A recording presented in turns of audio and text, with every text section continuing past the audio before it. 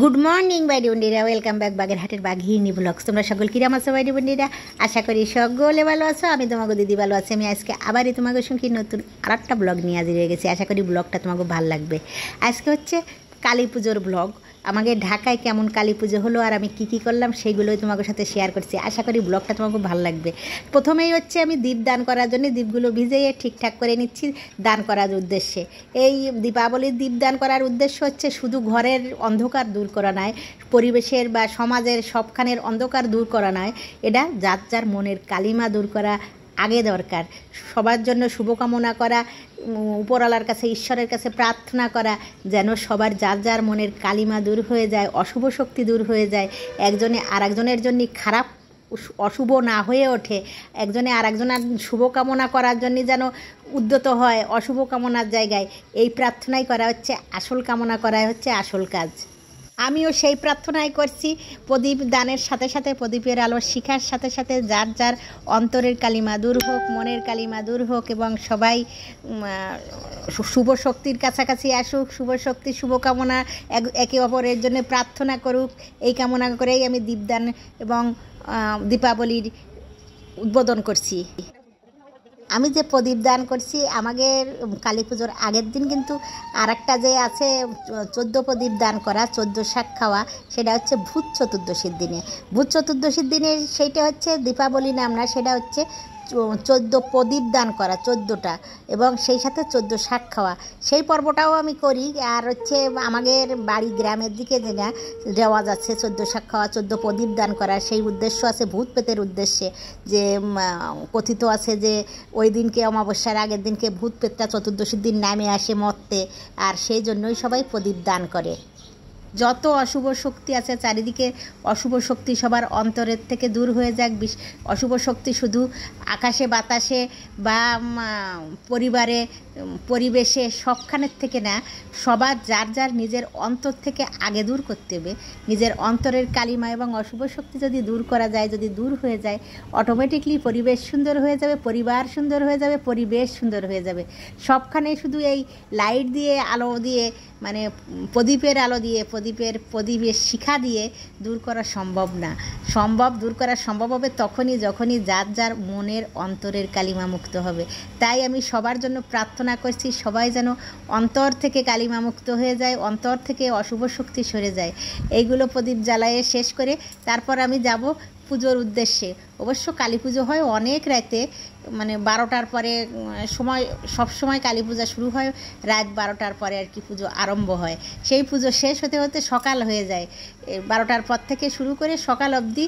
কারণ কালী পূজা, দুর্গা পূজা এগুলোর মন্ত্র কারো কোনো পুরোহিতের মুখস্থ থাকে না, যে এত মন্ত্র আর এত দেরি লাগে, এত কয়েক ঘন্টা লাগে, ওগুলো কোনোভাবেই মুখস্থ রাখা সম্ভব না।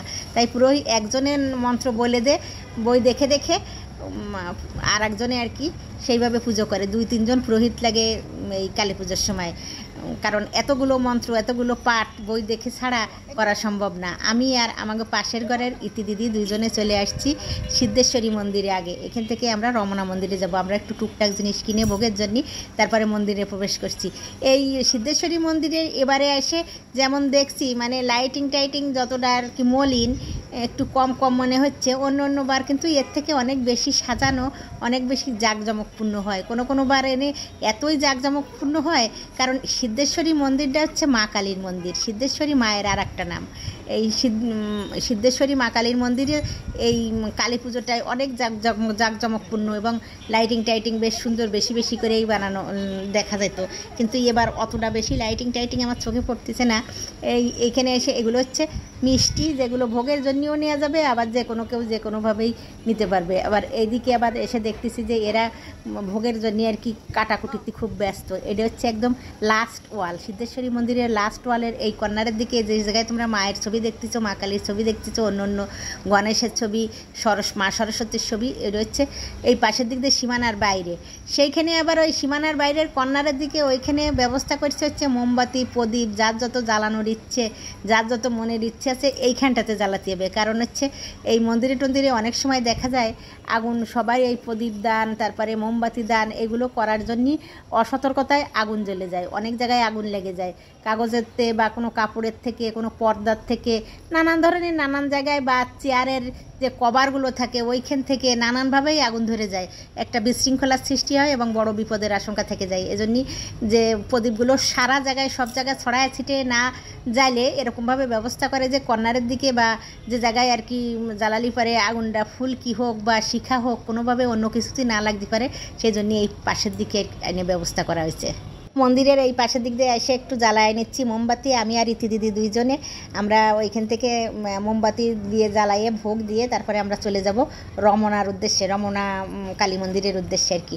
এটাও যেমন একটা কালী মন্দির সিদ্ধেশ্বরী, ঠিক ওই রকমই কালী মন্দির হচ্ছে রমনা আর একটা কালী মন্দির, সেইখানে যাব আমরা। এইখান থেকে আমরা সন্ধ্যা কেবল লাগছে যে একটু একটু লাইট টাইট এবার জ্বালায় দিচ্ছে, সন্ধ্যা লাগছে, পুরো সন্ধ্যা ঘোর হয়নি। আমরা হচ্ছে অন্ধকার হওয়ার আগে আগেই চলে আসছি রমনার গেটে। রমনার গেটে এসে দেখতেছি যে প্রচণ্ড ভিড় এখনও হয়ে পারিনি, কেবল আরম্ভ হয়েছে লোকজন আসা। দুই পাশে রাস্তার দুই সাইডে যে মেলা বসে, সেই মেলা বসে গেছে নানান ধরনের নানা পশুরা নিয়ে, আর লোকজন আর কি শুরু হয়েছে আসা। নানান ধরনের চুড়ি, তারপরে সাজুনি গুজুনি, খাবার দাবার, ফুল, যত ধরনের যা কিছু মেলায় ওঠে আর বসে আসে যে সব কিছু, সেই সব কিছু আর কি মেলা বসে গেছে। রাস্তার গেটের থেকে শুরু করে একদম ভিতর কালী মন্দির পর্যন্ত এ জায়গায় আবার সুন্দর পিঠার পসরা সাজায় রাখছে, দেখো কি সুন্দর সুন্দর পিঠা বানাচ্ছে। টেস্ট যেমনই হোক দেখতে কিন্তু খুব সুন্দর লাগতেছে। ওই যেমন কথায় আছে, আগে দর্শনদারি তারপরে গুণ বিচারি। আগে দেখতে যদি ভালো লাগে তাহলে খাওয়ার জন্য আগ্রহও বাড়ে, আর যদি দেখতে যদি সুন্দর নয় খাওয়ার আগ্রহ বাড়ে না। অন্য যে কথা কথি গেলাম তোমাকে, অন্য বছর রাস্তার একদম ওই প্রান্ত থেকে মূল গেটের থেকে ভিতর প্রান্ত পর্যন্ত প্রদীপ জ্বালায় সাজানো থাকতো পুরো এই রাস্তাটা। আমি অন্যবার যে সময় 2 বছর আগে আসছি সেইবার দেখেছি, কিন্তু এবার আবার রাস্তায় রাস্তায় প্রদীপ জ্বালায়নি কিন্তু, কারণ রাস্তায় প্রদীপ জ্বালালেই লোকজনের অবশ্য সমস্যা হয় যাতায়াতের, কিন্তু এবার হচ্ছে রাস্তায় প্রদীপ জ্বালায়নি, ভিতরের দিক যেয়ে দেখি কী অবস্থা। এই যে আমার ভাইপো এইসব চলে আসছে মেলায়, ওর মা দুজনে চিপস খাওয়ার জন্যই ব্যস্ত হয়ে পড়েছে। আমরা এবার ভিতর দিক চলে যাওয়া যাক, চলো ভিতরের দিকের অবস্থা দেখি। এখন কিন্তু আস্তে আস্তে অনেকটাই ভিড় বেড়ে গেছে। মন্দিরটা হলো সোহরাওয়ার্দী উদ্যানের ঠিক দক্ষিণ সাইডে, সোহরাওয়ার্দী উদ্যানের দক্ষিণ পাশে এই রমনা কালী মন্দিরটা স্থাপিত।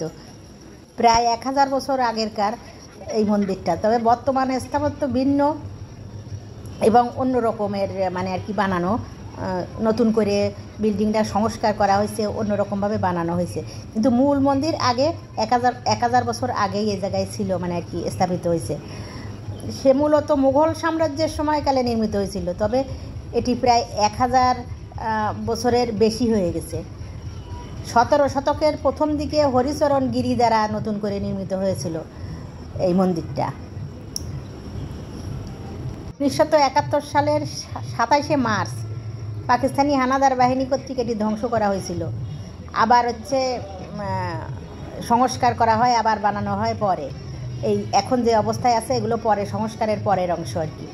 এই জায়গাতে তোমরা যে দেখতে পাচ্ছ এই ফুল দিয়ে অক্ষর এই দেখা যাচ্ছে 2025 লেখা, ওই পাশে যে বর্ণমালাগুলো দেখা যাচ্ছে, এখানে লিখতেছে হচ্ছে দীপাবলিটাই ফুল দিয়ে লিখে এরপরে প্রদীপ দিয়ে সাজায় দেবে, সেই জন্য হচ্ছে সবাই এই স্বেচ্ছাসেবকরা শুরু করেছে। এই মন্দিরটা কিন্তু আসলে 2.22 একর জমির উপর ছিল। এখন ওই দিক দিয়ে খানিক কমে, এই দিক দিয়ে চারিপাশ দিয়ে কমে কমে কিছু অংশ কমে আসছে। এই জায়গায় শুধু কালী মন্দির না, এই জায়গায় দুর্গা পুজোর জন্যই দুর্গা মন্দির, তারপরে মা আনন্দময়ীর আশ্রম, হরি ঠাকুরের মন্দির, তারপরে আবার হচ্ছে ওই পাশে লোকনাথ বাবার মন্দির, রাধাকৃষ্ণ মন্দির, এগুলো চারিদিক দিয়ে কিন্তু ঘিরে এই মন্দিরগুলো আছে। এই যে তোমরা দেখতে পাচ্ছ, আমি যে এলাকাটা তোমাকে দেখাচ্ছি চারিপাশের, এটা হচ্ছে হরিচাঁদ ঠাকুরের মন্দির। এখানে সন্ধ্যা আরতি হচ্ছে, সন্ধ্যার সময় আরতি করতেছে, এই জায়গায় সব ভক্তরা এসে এই জায়গায় সবাই যোগদান করছেন। এটা হচ্ছে শ্রী শ্রী হরিচাঁদ ঠাকুরের মন্দির, এই আরেকটু দক্ষিণের দিকে বেশি সরে আসে আর কি। মন্দির হিসেবে পরিচিত এবং কালী মন্দির হিসেবেই সবাই চেনে এই জায়গায়, কিন্তু শুধু যে কালী পূজার সময় কালী পূজা হয় তা না, এই জায়গায় অন্য পূজাও হয়। প্রত্যেক দিন অন্য উপাসনা, অন্য মন্দিরের প্রার্থনা, সেগুলোও হয় সবসময় এই রমনা কালী মন্দিরে। ওই কালী মন্দির হিসেবে পরিচিত হলেও এই জায়গায় নানান রকমের আর কি মন্দির আছে, নানান রকমের প্রার্থনার লোকজন ভক্তরা আসে, নানান রকমের পূজা এখানে হয়। অনেক জায়গা জুড়ে, অনেকখানি জুড়েই আগে ছিল এখন আর কি চারিপাশ দিয়ে হয়তো কমে টমে হয়তো অনেকটা কমে আসছে। এই যে প্রদীপগুলো দেখতে পাচ্ছ তোমরা, এই প্রদীপগুলো সবই জ্বালায় দেবে। তাই এখন যে ভক্তদের সমাগম, বাদ্যবাজনা, তারপরে হচ্ছে আরতি টারতি, এগুলো যাতে ডিস্টার্ব না হয় ওই জন্য আগুন ধরায়নি, মানে প্রদীপগুলো জ্বালায়নি। আমি এইবার চলে আসছি হচ্ছে মা কালীর সামনে, একদম মা কালী মন্দিরের সামনেটা তোমাকে দেখানোর চেষ্টা করতেছি। আস্তে আস্তে আস্তে আস্তে আমি যে সময় আইছি ওই সময় থেকে এখন আধা ঘন্টা পরে তোমাকে দেখাচ্ছি, একদম লোকে লোকারণ্য হয়ে গেছে। এমনভাবে লোক সমাগম হয়েছে এই জায়গায় সন্ধ্যেতে যে তিল ফেলার জায়গা নেই মনে হচ্ছে এমন। ওই মা পর্যন্ত পৌঁছানো খুবই কষ্টসাধ্য ব্যাপার। ওই মায়ের যে একদম সামনে পর্যন্ত যে তোমাকে ভালোভাবে দেখাবো সেটা খুব দুঃসাধ্য হয়ে পড়তেছে, এমন অবস্থা, লোকজনে লোকারণ্য হয়ে গেছে। আর সবাই তো ছবি তোলায় ব্যস্ত, সবাই ভিডিও করায় ব্যস্ত, শুধু আমি একা না, সব লোকজনই তেমন। তোমরা চারিদিকটা দেখো, আমার পিছনে সামনে সব হাত উঁচু করে করে ভিডিও করতেছে, ছবি তুলতেছে।